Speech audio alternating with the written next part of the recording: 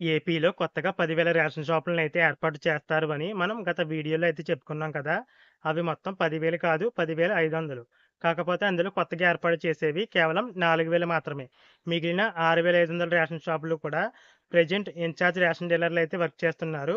ఈ విధంగా ప్రభుత్వం ఇన్‌చార్జ్ రేషన్ డీలర్లు వర్క్ చేస్తున్న 6,500 రేషన్ షాపులకి, అలాగే కొత్తగా ఏర్పాటు చేయబోయే 4,000 రేషన్ షాపులకి సంబంధించి రేషన్ డీలర్ల కోసం కొత్తగా నోటిఫికేషన్ అయితే విడుదల చేయనుంది. అలాగే త్వరలో రేషన్ సరుకులనేవి రేషన్ షాపుల ద్వారానే పంపిణీ చేయనున్నారు అని రేషన్ డీలర్ల సంఘం ప్రతినిధులైతే చెప్తున్నట్లుగా న్యూస్ పేపర్‌లో ఆర్టికల్స్ అయితే వచ్చాయి. అలాగే ఎండీయూ ఆపరేటర్లనైతే రద్దు చేస్తారని కూడా వాళ్ళైతే చెప్పారు.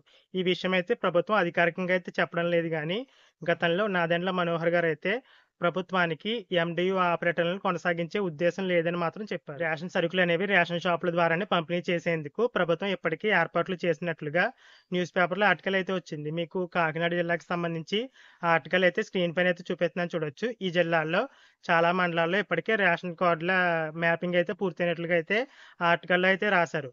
అంటే ఇప్పుడు ఎక్కువ రేషన్ కార్డులు ఎక్కడైతే ఉంటాయో ఆ కార్డ్‌లో ఉన్నటువంటి స్థానాల్లో కొత్తగా రేషన్ షాప్ అయితే ఏర్పాటు చేస్తారు. ఈ విధంగా కార్డ్‌లు ఎక్కడైతే ఎక్కువుండి రేషన్ పంపిణీకి ఇబ్బందిగా ఉంటుందో ఆ ఏరియాలో కొత్త రేషన్ షాప్‌నైతే ఏర్పాటు చేసి రేషన్ పంపిణీ అనేది రేషన్ షాపుల ద్వారానే పంపిణీ చేయనున్నారు.